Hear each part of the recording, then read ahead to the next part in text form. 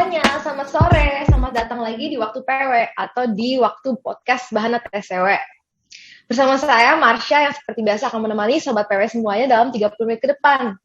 Kalau kalian ingat nih, biasanya kita mulai jam 5, tapi kalau misalnya mulai dari saat ini, kita bakal menggesernya ke setengah 6 atau jam 6. Biar teman-teman yang masih di tengah jalan atau misalnya lagi makan, bisa beli makan dulu nanti biar bisa nonton kita sambil makan popcorn.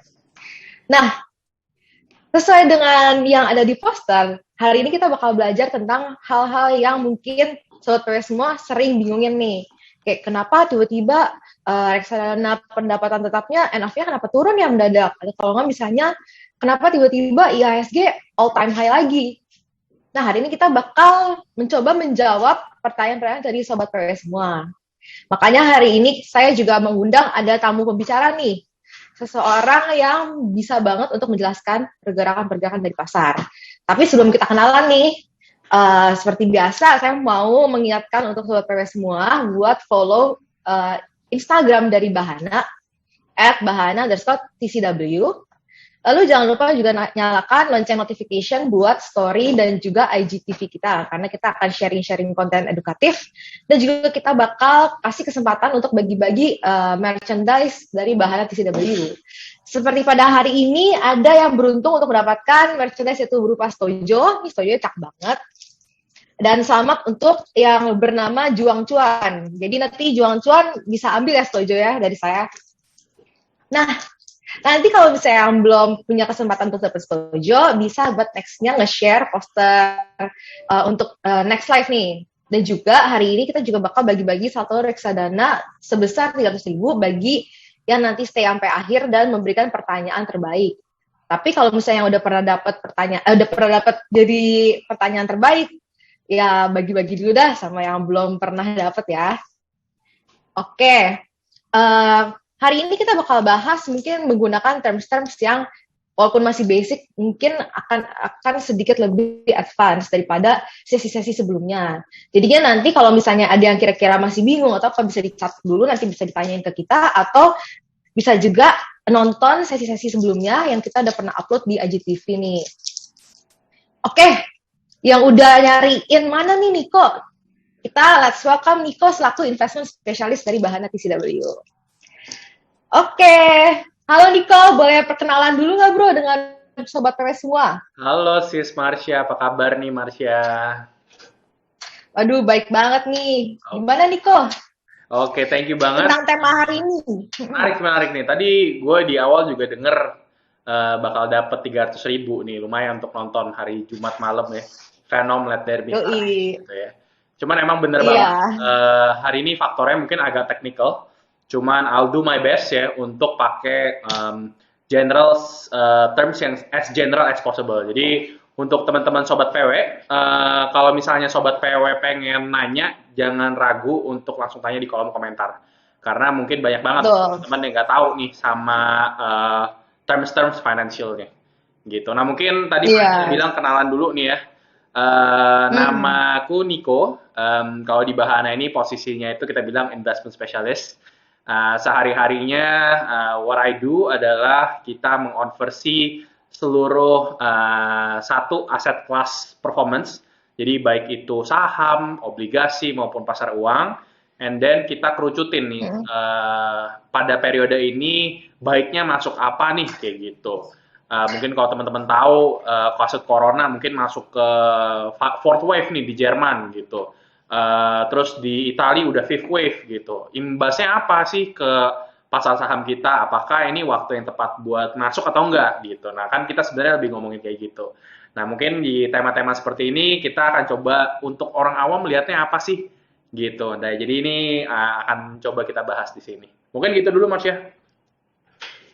Oke, yaudah nih kalau begitu langsung aja nih Bro Niko, apa aja sih yang harusnya kita lihat untuk melihat pergerakan pasar ke depannya. Tadi kan udah sempat disebutkan juga ada tentang COVID segala macam. Itu tuh gimana sih bisa kita hubung-hubungin sampai kenapa IHSG bisa all time high, imbal hasil dari obligasi bisa turun. Itu coba dong dijelasin kok. Oke, boleh ya. Secara simpelnya gini Mas ya. Di dunia itu kan ada yin and yang ya. Nah, itu ada baik dan buruk.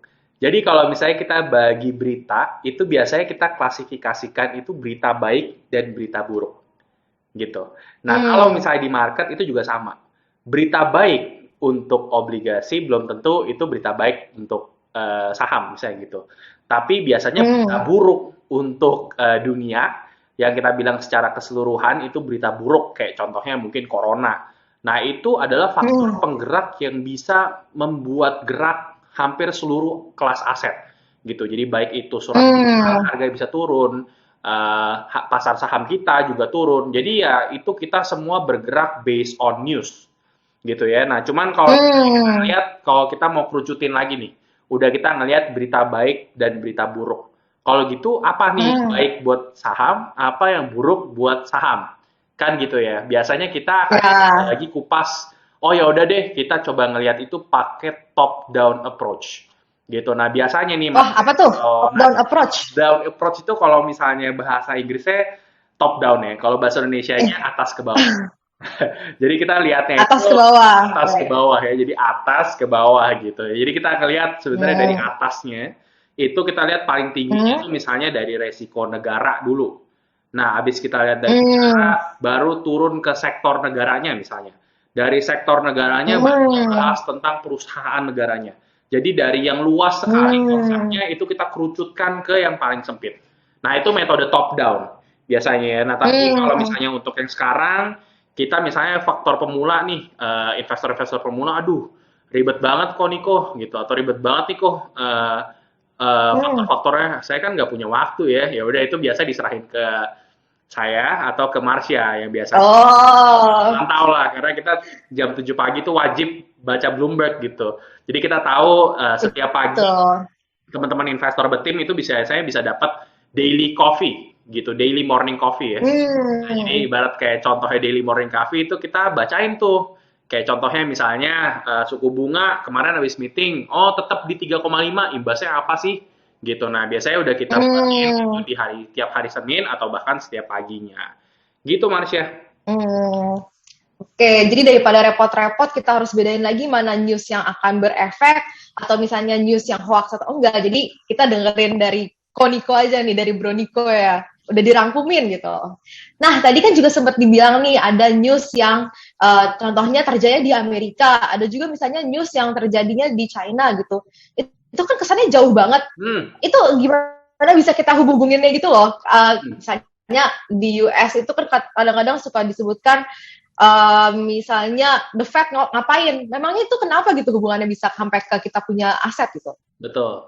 Nah, ini pertanyaan sangat bagus ya. Karena orang ngerasa, wah Indonesia ya patriotisme dong, nasionalisme, apa yang terjadi di negara luar harusnya nggak terjadi di negara kita gitu. Nah, tapi sayangnya Indonesia itu Hmm. adalah negara terbuka ya. Jadi bukan kayak Korea Utara, negara tertutup, yang sehingga di mana faktor terjadi kejadian di luar mereka nggak tahu apa-apa gitu. Nah, unfortunately atau fortunately kita itu negara sosialis, demokrat gitu ya, Hmm. negara demokrasi Hmm. di mana hubungan bilateral antar negara itu penting gitu. Kayak contohnya mungkin Hmm. tentang South China Sea kemarin, mungkin itu akan menyebabkan Oh. misalnya konflik di daerah South China Sea itu memanas misalnya gitu Marsha. Dan ketika misalnya Hmm. terjadi pemanasan hubungan, mungkin itu akan berimbas kepada hubungan dagang gitu. Nah ini sebenarnya sempat terjadi kayak misalnya Hmm. contohnya trade wars kemarin ya, trade wars Oh antara ya. Amerika dan China gitu. Mungkin teman-teman nggak tahu, lah terus dampaknya trade wars apa untuk Indonesia loh? Teman-teman nggak sadar harga iPhone kemarin 11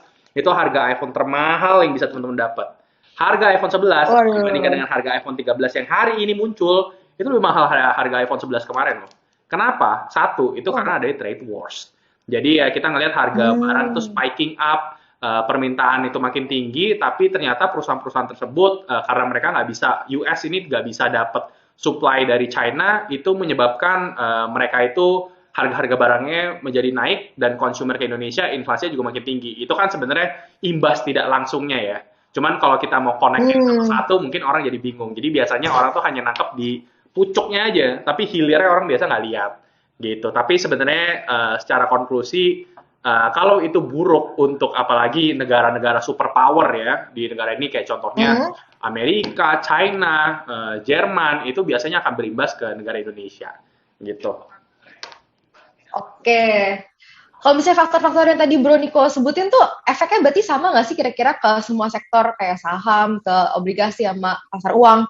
Atau ada yang lebih sensitif terhadap news yang seperti apakah? Ada nggak sih kayak gitu nih? Oke, sebenarnya susah ya untuk ngomong apakah faktor yang satu itu korelasi dengan faktor lainnya atau enggak.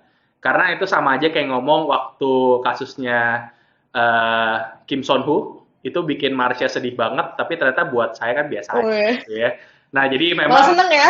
itu nggak seneng juga sih nanti ini tiba-tiba fansnya langsung nyerbu lagi. Tapi kalau misalnya kita ngomongin tentang hal ini sebenarnya faktornya bisa dibuat korelasi, bisa sebenarnya nggak berkorelasi gitu. Jadi tergantung gimana setiap investor akan menyikapi Hmm, masalah tersebut. Nah, tugas kita sebagai MI adalah menarik sebuah kesimpulan dari sana. Sebenarnya gitu sih, Marsha. oke. Nah, tadi kan kayaknya cuma baru dikasih teaser-teasernya nih. Hmm, Boleh nggak dijelasin satu-satu nih untuk setiap aset kelasnya deh biar jadi misalnya yang punya reksadana saham bisa catat nih yang untuk dilihat dari untuk mempengaruhi saham. Tapi nanti yang punya obligasi bisa catat juga apa yang akan mempengaruhi harga-harga dari obligasi nih. boleh. Mungkin bisa dimulai dari pasar uang dulu, terus tuh baru ke obligasi, lalu ke saham. Oke, boleh. Mungkin kalau untuk teman-teman pemula, ini kita cari tahu dulu. Biasa kalau misalnya di aset kelas aset ya, itu biasanya kita bagi jadi tiga, Hmm, gitu. Yang konservatif, hmm, yang sangat konservatif, moderat dan agresif, gitu ya. Kalau sangat konservatif, hmm, ini kita mungkin reflecting ke sesi sebelumnya mungkin ya Mas ya. Sangat konservatif itu pasar uang biasanya ya. Nah, pasar uang itu biasanya kalau dari reksadana itu diisi oleh deposito atau obligasi yang memiliki jangka umur kurang dari 1 tahun, gitu ya. Nah ini hmm, hmm, kalau obligasi itu diisi oleh surat utang, gitu ya. Surat utang itu baik surat utang negara maupun surat utang pemerintah yang memiliki jangka umur itu hmm. lebih dari 1 tahun, gitu. Kalau saham ya Oke. teman-teman tahu kalau misalnya ini adalah reksadana yang isinya adalah saham-saham yang terdaftar di IHSG atau Indeks Harga Saham Gabungan. Nah, faktor apa nih Hmm. penggerak kalau kita mau bahas satu-satu? Biasanya teman-teman tahu nggak kenapa harga deposito sekarang bukan harga ya, sorry, rate deposito ya. Jadi kalau teman-teman taruh Mhm. deposito di Bank BCA, sekarang ini berapa sih? 1,75%. Itu patokannya kenapa bisa 1,7? Kenapa nanti tiba-tiba dibandingin 2016 lalu kok bunga deposito itu lebih tinggi sih gitu. Yang membedakan adalah suku bunga kita sekarang, teman-teman. Jadi kalau misalnya suku bunga kita itu turun di 3,5, ya makanya suku bunga Mhm. deposito kita ya otomatis akan mengikuti atau tidak jauh beda dengan acuan suku bunga BI gitu. Nah kalau suku bunga BI-nya naik, kalau isinya reksadana isi reksadana tersebut ada pasar uang tersebut ada deposito, nah itu akan membuat kenaikan deposito itu lebih tinggi dibandingkan sebelumnya, gitu. Nah, tapi kalau kita ngebahas Hmm. tentang obligasi nih, nah ini justru berbanding Mhm. terbalik dengan pasar uang, karena deposito itu ibaratnya lawannya dari suku bunga. Jadi kalau suku bunga turun, harga obligasinya itu naik. Kenapa? Karena banyak banget investor ya daripada saya turun di suku bunga, ya udah mendingan saya beli di surat utang deh, karena yieldnya lebih bagus. Nah itu membuat Hmm. demand-nya itu lebih tinggi. Nah itu biasanya kan kalau misalnya demand dan supply, masa masih ingat gak nih peraturan demand dan supply ya? Kalau demand-nya bergeser Ingat loh. dari satu titik lainnya, itu akan mendorong price-nya dari P1 ke P2. Nah itu sebenarnya ada logikanya ya. Jadi kalau suku bunganya naik, ya Hmm. otomatis itu akan berimbas kepada obligasi karena oh ya udah nih karena suku bunga naik dan suku bunga deposito nggak jauh beda banyak nih dengan obligasi, ya udah deh saya dari Hmm. obligasi saya pindah lagi ke pasar uang.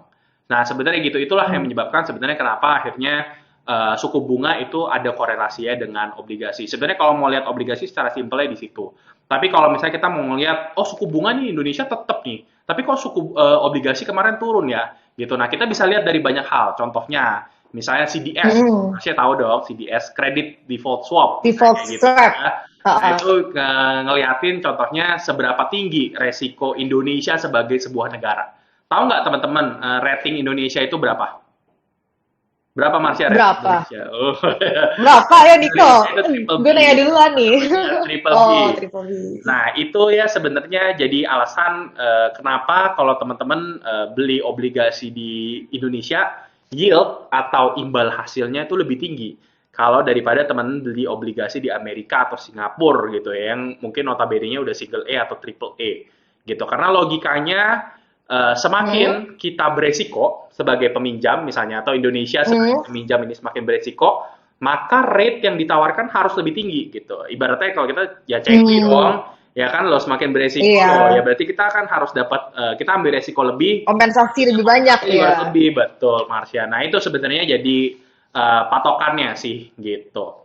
Nah kalau untuk saham mungkin ini lebih banyak lagi variannya ya, karena kita ngomongin Hmm. bukan cuma dari satu sektor, tapi kita ngomong tentang multiple sektor juga gitu. Karena kalau misalnya di saham kita bisa bilang all news is the market movers gitu. Jadi semua berita Betul. itu bisa dikorelasikan gitu. Kayak contohnya krisis energi yang terjadi di Amerika dan Eropa.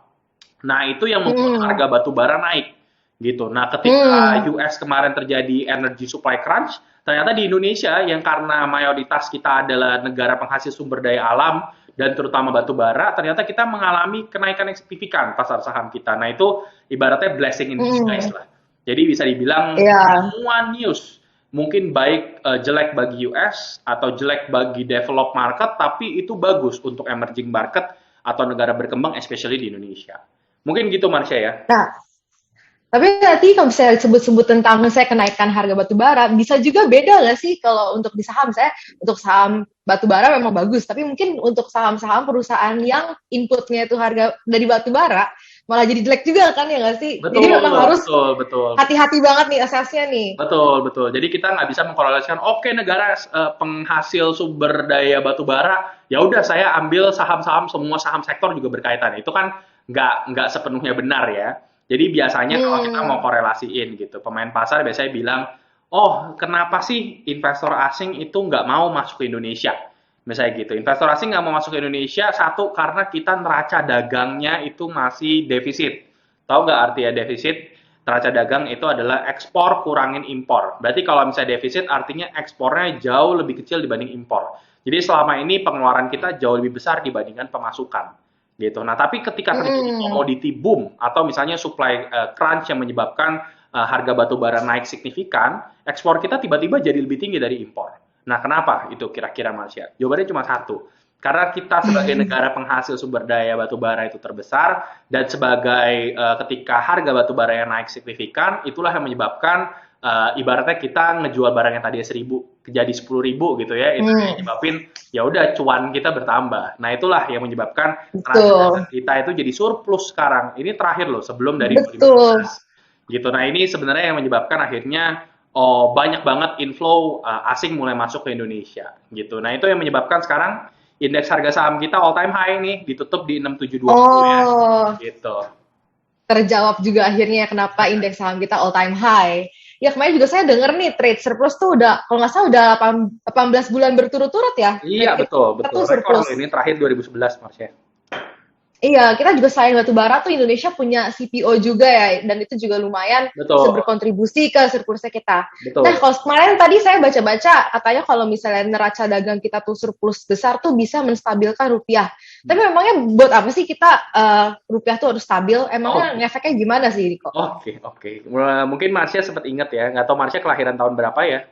Tahun 98 Marsha udah hadir belum nih? Baru lahir, baru Baru lahir lahir. ya, baru lahir ya. Oke. Hmm. Di tahun 98 Marsha, ketika dolar banyak banget eksportir, itu kan menggunakan Hmm. dolar ya. Jadi harga dolar waktu Hmm. naik dari 2.000 karena kita masih pakai pegging waktu itu sistemnya itu naik ke 16.000. Nah, itu orang kan jadi kaget Wow. gitu ya. Jadi yang tadinya utangnya itu let's say cuma 1 juta in dolar, itu tiba-tiba Hmm. naik bisa sampai lebih dari 100%, lebih dari 200% kenaikannya. Nah, Hmm. itulah yang menyebabkan banyak banget usaha pada saat itu tutup gitu. Nah, kenapa kita Hmm. butuh dolar yang stabil? Karena semakin stabilnya dolar atau semakin kuat nilai rupiah local currency kita, daya saing Hmm. kita terhadap negara asing atau importir itu juga menjadi lebih jauh lebih competitive advantage-nya jauh lebih ada gitu. Makanya Hmm. banyak banget negara-negara yang suka kalau misalnya currency-nya mereka itu stabil kalau dibandingkan dengan currency-currency luar gitu. Syarat currency stabil itu apa? Satu doang. selama neraca dagang kita surplus, itu artinya kita stabil currency ya. Kenapa? Karena kalau misalnya kita neraca dagang defisit, kita membiayai kekurangan itu dari mana kira-kira Mas ya? Dari Biaya yes. minjem lah, Iya, minjem utang-utang. lah. Kalau kurang mau minjem siapa ya? Biasanya kita minjem kita bisa cetak uang sendiri dari BI atau ya kita pinjem dari third party debt misalnya gitu. Nah, jadi ya itu sih sebenarnya kenapa akhirnya negara-negara tersebut itu lebih pengen masuk ke asing atau negara maju itu lebih pengen masuk ke negara berkembang yang memiliki neraca dagangnya itu surplus. Kayak contohnya Thailand. Thailand itu walaupun bukan Hmm. sebagai negara penghasil sumber daya alam terbesar, tapi dari segi sektor pariwisata ya sebelum COVID pandemi itu jadi salah satu pemasukan devisa negara terbesar. Mungkin gitu Marsha. Oke, bagus banget nih jawabannya Niko nih. Bahkan udah sebut-sebut sesuatu yang bahkan saya aja belum lahir, tapi Niko udah tahu. Umur berapa sih Niko nih? Aduh, masih muda kok. Oh iya, tadi kan nih berarti udah dibahas soal suku bunga, udah dibahas soal rupiah. Kalau ini yang lagi hot nih tentang inflasi, kira-kira kalau inflasi itu bagus atau jelek sih buat investasi? Soalnya kan sebenarnya kalau inflasi sendiri itu kan artinya perekonomian kita kan justru lagi bangkit-bangkitnya kan malah inflasi. Tapi itu banyak yang malah bilang khawatir akan inflasi. Boleh nggak sih jelasin kok ke followers-followers kita nih? Oke, menurut teman-teman inflasi itu mungkin selalu takut ya. Wah, inflasi nih. Inflasi itu sebenarnya kayak pedang bermata dua ya. Jadi kita itu butuh, Hmm. tapi kita tidak butuh yang terlalu banyak. Ibaratnya kayak gula lah. Too much sugar will kill you. Not Hmm, enough sugar will melemahkan you. Ibaratnya kan gitu ya. Nah, jadi sebenarnya betul. kita butuh kadar inflasi itu yang pas gitu Marsha. Nah, tugasnya Hmm. apa nih untuk ngejaga inflasi yang pas? Tugasnya adalah Bank Indonesia. Gitu. Jadi Bank Indonesia Hmm. harus melakukan keyakinan kalau misalnya inflasi itu sudah ada di ranah yang pas sehingga itu bisa menaikkan baik dari segi usaha maupun domestik maupun internationally itu kita masih kompetitif. Karena misalnya harga barang yang naik terlalu tinggi, inflasinya terlalu tinggi gitu ya, itu juga menyebabkan Hmm. daya tidak diikuti dengan pertumbuhan ekonomi yang baik, itu menyebabkan daya beli masyarakat itu berkurang gitu. Nah ini saya dulu aktif di zaman Dul misalnya ya. Mungkin masih ingat film Dul anak sekolahan gitu ya. Dulu kalau beli Waduh. minuman itu mungkin harganya hanya sekitar 20 atau 10 rupiah gitu, granita gitu, saya masih ingat banget. Kalau sekarang harga granita berapa? Manusia tahu nggak granita atau apa? Ya Ini kopi. referensinya. Ya, itu harganya udah naik jauh signifikan banget gitu. Nah itu sebenarnya kalau tidak diikuti dengan pertumbuhan ekonomi yang baik, itu bisa menyebabkan sebenarnya jadi kejenuhan lah di market. Nah itu sebenarnya menurut kita Hmm. kenapa inflasi itu harus dijaga di batas yang aman. Berapa batas amannya ya kita melihat itu harus sejalan mungkin di angka 2% atau 3% setahunnya ya, mungkin kayak gitu. Hmm. Berarti untuk sekarang inflasi itu belum hot ya? Belum, Maksudnya kan belum. kita masih Mungkin ada di inflasi di Amerika 1,6 ini lagi hot ya. Mungkin lagi hot-hotnya gitu di inflasi karena kan hot-hotnya. terjadi yang namanya supply crunch gitu ya. Cuman kalau di Indonesia kita masih belum merasakan impact-nya. Semoga tidak gitu. Tapi biasanya yang kejadian di Amerika kita baru kejadian tuh 1 tahun setelahnya gitu. Tapi semoga tidak kejadian ya. Oke. Nah, ini juga kemarin ada yang nanya ke saya nih, kalau misalnya untuk aset-aset itu ada nggak sih kayak musimannya gitu? Contohnya kayak misalnya di bulan-bulan tertentu dia bisa tiba-tiba naik, di bulan tertentu tuh turun. Katanya ada yang namanya masa window dressing. Boleh nggak sih dijelasin nih kok? Oke, masa window dressing. Ini tadi pertanyaan Marsha yang pertama sama yang terakhir cukup menarik nih ya. Jadi kalau misalnya kita ngomong tentang seasonality, seasonality itu ada di dua ya. Biasanya kita lihat di dua level. Di level emiten atau di level Mm-mm. perusahaan, tapi ada juga di level eh, country gitu. Kayak contohnya indeks harga saham, saham gabungan itu ada seasonality atau musimannya gitu ya. Nah, kalau misalnya Mm-mm. mungkin dilihat, oh musim lebaran nih, perusahaan apa nih yang paling bagus kayaknya? Oh, perusahaan kertas. Kenapa perusahaan kertas? Karena orang lagi bikin Hmm. serat gitu. Atau 17 Agustus, tiba-tiba perusahaan yang basisnya kerupuk naik signifikan. Kenapa perusahaan kerupuk? Karena biasanya Marsha tiap 17 Agustus selalu makan kerupuk, misalnya gitu kan. Itu namanya seasonality di level emiten. Tapi ada seasonality di Hmm. level indeks atau pasar modal. Nah, kalau teman-teman tahu yang tadi bilang window dressing ya, window dressing itu ibaratnya satu celah di mana itu menjadi kesempatan opportunity untuk masyarakat mulai beli gitu ya, window dressing ibaratnya. Nah, kalau kita ngelihat sebenarnya Hmm. secara statistik, indeks harga saham gabungan kita itu Hmm. mempunyai statistik atau peluang naik paling tinggi lebih dari 90% itu di bulan Desember. Makanya kita bilang hijau ceria gitu di bulan Desember, ceria lah ya. Kado Natal, kado akhir tahun Oh. gitu. Karena sebenarnya di Desember dari tahun 2001, Marsha, indeks kita itu tidak pernah Hmm. merah gitu. Nah, apa Oh. akibatnya apa itu sebenarnya tidak ada scientific research di sana. Banyak orang yang bilang wah dapat bonus akhir tahun dimasukin ke saham dulu. Cuman all in all ternyata dari tahun 2001 indeks kita belum pernah merah. Itulah sebenarnya fenomena yang kita bilang sebagai window dressing. Berarti kalau hijaunya di Desember nih, berarti sekarang saatnya yang bagus banget nih buat top up reksadana Betul, saham dong ya? betul, betul. Makanya kan sebenarnya pertanyaannya kita sebenarnya nggak tahu kalau ditanya ini, jadi investasi yang Hmm. tepat tuh kapan gitu kan? Orang tuh, wah kalau Desember hijau ya kita masuknya sekarang aja. Sebenarnya kalau saya waktu yang paling tepat untuk masuk itu sebenarnya kemarin. Tapi karena kita nggak bisa masuk di kemarin, ya mau nggak mau kita belinya hari ini. Cuman there is never a right time to Hmm. invest. The only question is whether or not you Hmm. want to start to invest. Ush, mantap nih motonya nih ya. Nah, dari tadi kan udah disebutkan Bro Niko nih banyak banget nih faktornya sampai saya tuh udah pusing. Banyak banget ada suku bunga, rupiah, segala macam. Buat investor yang nggak punya waktu untuk bener-bener liatin per emiten, per sektor, per negara bahkan. Ini tuh ada nggak sih kayak, ya udah kita tahu beberapa aja dan lalu ada solusi lainnya nggak sih gitu? Ada, kita perlu pantengin aja sih, ya kita beli di reksadana aja. Jadi teman-teman nggak perlu khawatir Hmm. misalnya reksadana obligasi, wah suku bunga turun karena kita akan melakukan namanya periode rebalancing. Jadi di periode Oh. rebalancing tersebut kita sudah take into account atau kita sudah memperkirakan what will happen nih for the next 6 months, 1 year, 2 year, 3 year, 4 years. Hmm. Jadi ke depannya dan kita incorporate semua konklusi itu ke dalam strategi pengelolaan reksadana kita. Kayak contohnya, misalnya di Hmm. obligasi gitu, kita tahu nih suku bunganya akan turun. Nah ya kita cari obligasi durasinya yang lebih rendah gitu. Jadi kita udah melakukan rebalancing. Wah. Jadi ketika terjadi suku bunga beneran turun, efeknya itu akan menjadi minimal ke portofolio kita. Gitu Marsha. Jadinya mungkin kalau misalnya dari untuk yang pemula atau misalnya nggak punya waktu, serahin aja ke yang expertnya, yaitu Bro Niko nih ya ceritanya nih ya. Ke sis Marsha juga boleh. Oh, tapi untuk sebagai investor kita juga mungkin perlu tahu aja gitu sekedar secara general apa yang sedang terjadi. Jadi kalau misalnya nanti di reksadana NAV-nya bisa naik atau turun, itu kita at least nggak panik lah, kita tahu apa yang Betul, terjadi betul, di betul. belakangnya. Karena ini penting loh, Marsha. Ini penting banget nih ya. Karena banyak banget anak muda yang seumuran kamu juga itu hanya ikut-ikutan. Kayak contohnya misalnya dia mau beli cryptocurrency. Tapi dia kan nggak Hmm. tahu sebenarnya cryptocurrency apa yang ngedrive harganya naik turun gitu. Jadi ketika turun mereka nggak siap dengan resikonya. Saranku adalah teman-teman pelajari dulu. Jadi kapan nih Hmm. kira-kira reksadana obligasi itu turun? Kapan reksadana obligasi yang naik? Kapan nih reksadana sahamnya itu turun, kapan reksadana sahamnya itu naik. Nah, itu teman-teman bisa banget. Nah, teman-teman kalau misalnya mau tahu informasi misalnya, jadi ini waktu yang tepat untuk beli apa, langsung aja chat ke nomor kita yang ada di bio, di Sinar, dan request untuk relationship manajernya, untuk ketemu dengan orang yang akan nanya ini enaknya investasi apa gitu. Dan kita akan dengan senang hati ngebantu. Oke. Oke, jadi dari tadi nih kita udah banyak ngobrol berdua doang nih, tapi ternyata di kolom chat udah banyak banget nih yang mau nanya-nanya nih. Ini saya lagi pilih-pilih nih.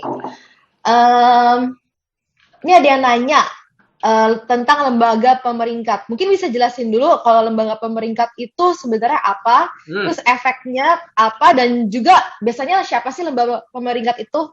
Oke.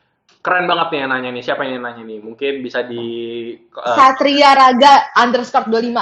Oke. Oke, oke. Pintar, hebat pertanyaannya. Jadi mungkin ini orang market kali ya, karena tadi kita nggak ngebahas ada lembaga pemeringkat gitu. Jadi lembaga pemeringkat itu sebuah lembaga yang tugasnya sesuai dengan judulnya, mereka kasih peringkat. Peringkat apa? Peringkat seberapa aman dia ketika kalian kasih pinjam uangnya, jadi seberapa confident mereka bisa mengembalikan uangnya ke kalian gitu. Nah, biasanya beda lembaga pemeringkat, beda juga template peringkat yang dikasih. Kayak contohnya mungkin Fitch dan Moody's itu mempunyai template yang sama, tapi S&P mungkin sedikit berbeda gitu template-nya. Tapi kalau kita boleh bagi ya sama sih tujuan peringkat, mereka mau meringkat mana nih yang sangat baik emitennya, mana yang sangat buruk gitu. Tujuannya apa? Supaya investor Hmm. tahu kalau misalnya dia dikasih bunga 5% itu adil atau enggak. Nah, Marsha misalnya dikasih bunga 5%. Buat Marsha tinggi atau enggak? Hmm. eh kecil tuh kurang. Oh, Imbal kurang. hasil saya mah di atas 50%. Oh iya, itu salah jawabannya Marsha ya. Jadi kalau Oh, ditanya saya. 50% cukup atau enggak, Marsha harus tahu dong seberapa tinggi nih Oh. resiko yang saya ambil. Kalau 5% Marsha dikasih Hmm. resikonya triple A misalnya, ya saya sih bisa bilang take it. Karena itu low risk, Hmm. tapi rate yang dikasih itu fair. Gitu. Tapi kalau misalnya Marsha dikasih Hmm. 5%, tapi tiba-tiba rating dia di lembaga pemeringkat itu triple C, hampir default. Mau nggak Marsha ambil 5%? Ya, enggak lah.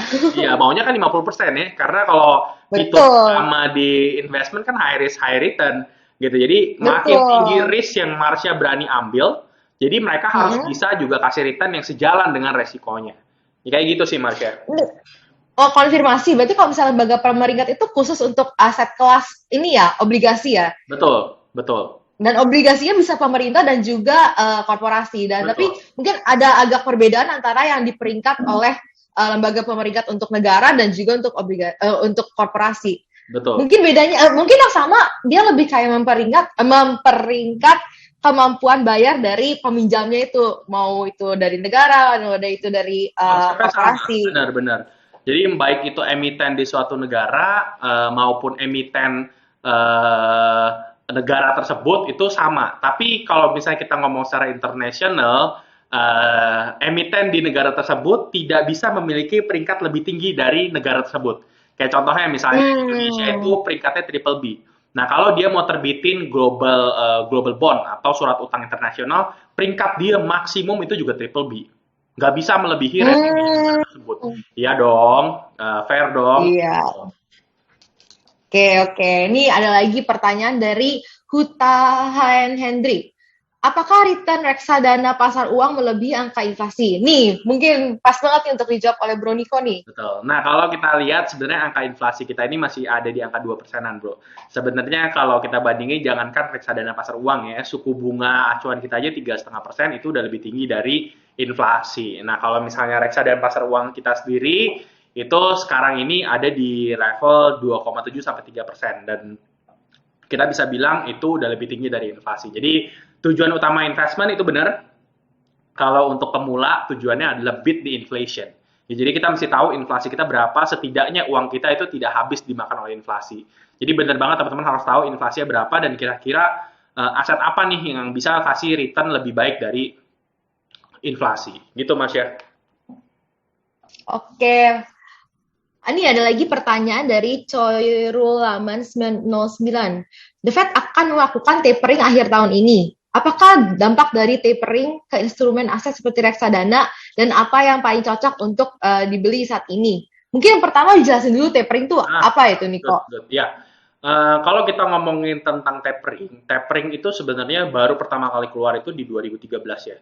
Jadi pada saat itu terjadi juga ibaratnya ekonomi mulai stagnan dan diperlukan adanya stimulus atau bantuan dari pemerintah Hmm. gitu. Jadi stimulus itu diberikan untuk dalam beberapa periode dan seperti semua konsep ya, ketika terjadi sebuah peristiwa, pasti peristiwa Hmm. tersebut juga akan berakhir pada akhirnya karena tidak ada yang lekang oleh waktu gitu ya. Pasti saat Wow. ketika ada pertemuan akan ada perpisahan. Nah, itulah sebenarnya tapering ya. Jadi ketika ada dimulai sebuah stimulus, itu kita panggil Hmm. stimulus, tapi ketika stimulus itu dihentikan, kita ngomong itu sebagai dengan tapering gitu. Nah, ini Hmm. sebenarnya ini udah diumumkan gitu. Jadi akhir tahun ini The Fed akan mulai melakukan tapering, tapi surprisingly di market US Hmm. tuh menanggapi berita ini dengan sangat baik gitu ya, karena mereka mulai merasa kalau Hmm. tapering terus dilakukan, inflasi harga juga makin tinggi, dan ini juga yang menyebabkan sebenarnya supply energy crunch gitu di sana. Jadi untuk menstabilkan ekonomi,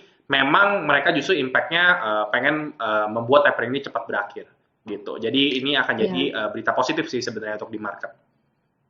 Dan sebetulnya juga kan tapering bukan artinya menghentikan pembelian kan, itu Betul, sebenarnya hanya betul. mengurangi rate-nya aja gitu. Mengurangi, Jadi tapi likuiditas sebenarnya global stimulus ya. masih dikasih. Betul, betul banget Marsha. Nah, sebenarnya juga yang melakukan pemberian likuiditas ke negaranya itu nggak cuma US doang, ada juga Eropa, ada juga bahkan Indonesia sendiri juga melakukan pemberian likuiditas juga kan ya, Niko? Betul, Kalau betul. betul nggak sih? Betul, Oke. ya itu kayak BLBI ya, Bantuan Lembaga Bank Indonesia itu kan kita berikan juga di tahun 98 gitu kan, yaitu sebuah bantuan yang kita berikan juga stimulus gitu ya, di US juga yang memberikan ya the Fed gitu. Oke, ini nih terakhir deh nih karena waktunya juga udah lama nih kita dari tadi ngobrol-ngobrol. Ini terakhir dari Joybin 888. Tadi ini udah dibahas tapi mungkin bisa diulang lagi. Bagaimana sih pengaruh tingkat suku bunga dan inflasi terhadap NAB reksadana? Oke. Nah, ini reksadananya juga bisa beda-beda kan. Mungkin dijelasin untuk semuanya lagi nih. Kita rangkum aja buat sobat PW semua nih. Oke. Suku bunga rendah itu biasanya itu akan baik untuk obligasi gitu. Tapi kalau suku bunga tinggi itu kita akan masuk ke era ekonomi ekspansif gitu ya. Berarti sebenarnya kita mesti lihat kebijakan itu dari dua sisi. Apakah negara itu lagi mau ekspansif atau negara itu lagi pengen mau stabil gitu. Kalau negara pengen ekspansif, dia suku bunga akan naikin secara tinggi gitu. Jadi kalau misalnya suku bunga naik secara tinggi itu baik banget untuk saham-saham agresif gitu. Kayak contohnya saham. Nah, itu bagus teman-teman. Tapi kalau suku bunganya rendah atau kita masuk ke era suku bunga turun gitu ya atau protektif, nah kita bagusnya juga masuknya ke defensive asset. Kayak contohnya pasar uang atau obligasi gitu. Tapi kalau kita mau lihat sebenarnya dari obligasi dulu deh, rules-nya adalah biasa kalau di dunia keuangan suku bunga turun, harga obligasi naik. Tapi kalau suku bunga naik, harga obligasinya turun. Mungkin gitu Marsha ya. Oke. Nah, mungkin ini untuk sekalian penutup kita, aku sendiri juga ada pertanyaan nih. Kita kan udah tahu nih faktor-faktor apa aja penggerak dari reksadana dan juga underlying asetnya. Kalau misalnya kita tahu nih misalnya ke depannya dengan berita ini harga IHSG bakal turun, kita tuh perlu nggak sih nge-tradingin reksadana kita? Atau kalau nggak, harusnya kita ngapain gitu? Dengan memproses informasi itu kita harusnya berbuat apa? Boleh nggak kok dijelasin gitu? Sekalian juga mungkin kata-kata penutup gitu? Boleh. Kalau kita ngomongin tentang reksadana, teman-teman, mungkin kita lihat lagi kenapa kalian mau berinvest. Kalau reksadana tujuannya adalah kita untuk long term investment, gitu ya. Jadi teman-teman lihat dulu horizon investment teman-teman itu cocoknya seperti apa. Kayak misalnya Marsha mau married tahun depan, kayak gitu yang udah ada tanggalnya Amin. ya. Kan udah ada tanggalnya Pak Amin. Nah, jadi misalnya mau gitu. Nah, kalau misalnya Marsha masuk ke reksadana saham itu kan nggak cocok karena kan memang hanya dalam waktu 1 tahun. Jadi kalau misalnya teman-teman udah tahu mau invest setidaknya itu lebih dari 5 tahun, nah ya udah teman-teman harus stay dengan prinsipal tersebut.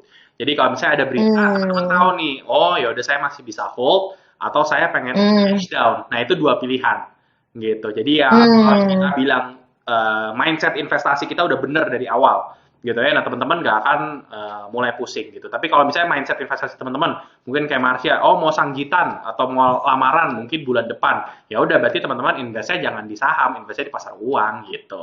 Iya. Nanti kalau marketnya crash, batal nikah. Iya. Betul. Oke, jadi itu kata-kata penutup dari Niko.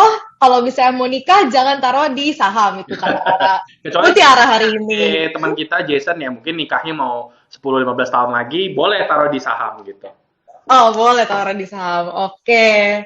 Nah, nggak terasa nih kita udah lebih dari 30 menit kita ngobrol ya.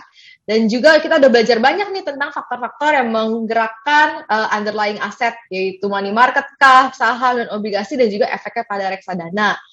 Tapi terima kasih juga untuk Niko untuk semua insight-insightnya nih. Kita udah belajar banyak dari Niko. Niko mau kasih perpisahan dulu ke Sobat PW? Oke, Sobat PW. Terima kasih udah banyak dengerin. Thank you. Stay healthy, stay safe.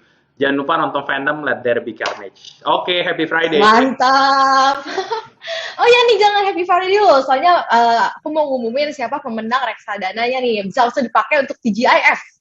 Jadi selamat untuk Coiru Laman 909 karena bisa memenangkan saldo reksadana sebesar Rp300.000. Nanti kita bakal hubungin ya DM untuk tata cara pencairannya. Nah, Sobat PW udah gak sabar untuk merayakan TGIF kan? Jadi ya kita akan bertemu lagi di next live untuk membahas tentang resolusi tahun 2022 nih. Jadi untuk hari ini kita sekian dahulu dan Happy Friday. Dadah. Oh, dadah dulu.